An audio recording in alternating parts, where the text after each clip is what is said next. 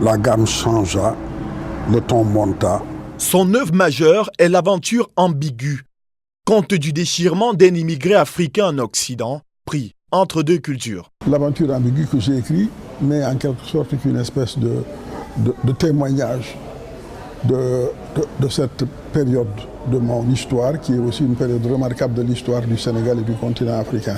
Le roman retrace l'histoire d'un jeune homme du nom de Samba Diallo, héros au peuple des Dialobé, qui passe de l'école coranique à celle européenne. 3 personnages exerceront une influence sur lui dans la première partie de l'œuvre pour qu'il aille à la nouvelle école afin d'apprendre cet art de vaincre sans avoir raison. La deuxième partie de l'œuvre met en scène la vie du personnage principal en France. Ce séjour provoquera la mise en question de sa foi en Dieu avant de s'achever par son retour au pays des Dialobé et sa mort causée par un fou.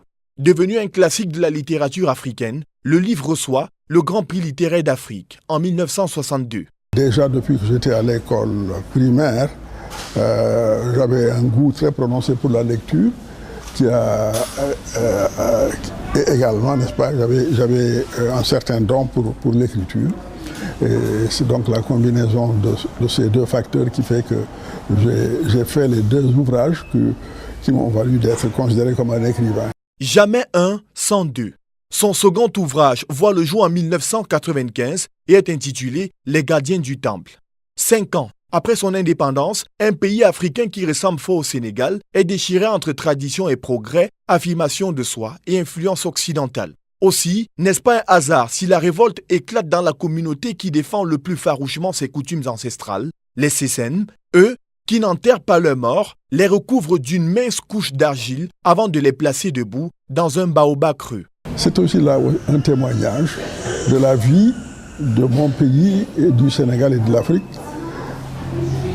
au cours des 30 premières années de la décolonisation, de l'indépendance.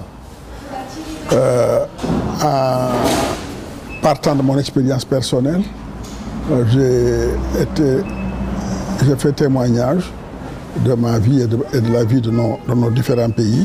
Malgré le succès de ces 2 parutions, l'écrivain garde un regret. Malheureusement, si j'ai appris à écrire, c'est en langue française. Je ne sais pas écrire en pulaar. Je le regrette beaucoup. Et c'est pour ça que je pense qu'il faut vraiment qu'on poursuive l'effort qui a été initié par Senghor. Senghor a aidé à moderniser les langues, à les transcrire sur une base solide et scientifique. Comme son compère Senghor, il lutte contre l'appropriation des Africains des langues occidentales, motif de la perte des leurs et par conséquent du socle culturel africain.